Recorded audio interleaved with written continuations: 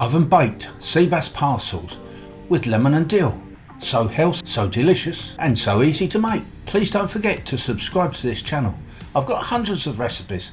I'm sure there's one out there that will suit you down to the ground. So let's start with our ingredients.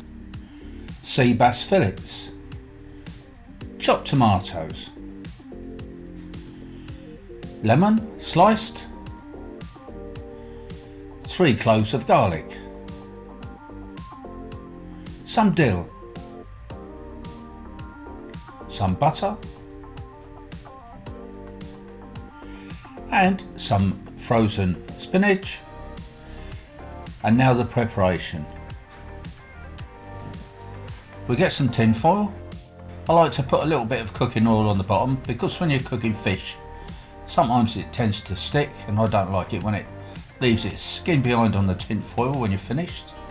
Then we can place one piece of fish, one sea bass fillet on there, skin side down. Then we're going to carefully spread a little bit of butter over the top. Not too much, but I do like the flavour of butter in it. It just enhances the dish. Then we can go on with a couple of slices of lemon. This will give it a nice little bit of sharpness. I do like the taste of fish with lemon juice. Then I'm going to sprinkle some dill over the top. Fresh dill would be good, but it's the wrong time of the year for that. And a little bit of seasoning. Grind some salt on. Then we can wrap our fish nice and tightly so that it steams inside its own little parcel. Then it's off to the oven. We're going to bake this for 20 minutes, gas mark 4, middle shelf.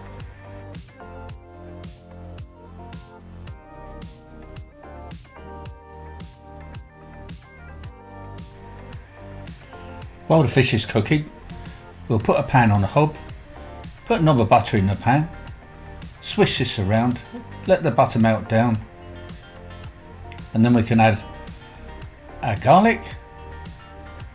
We're going to let this soften a bit. And I can tell you guys, this smells just fantastic. I love garlic, don't you? And garlic in butter is even better.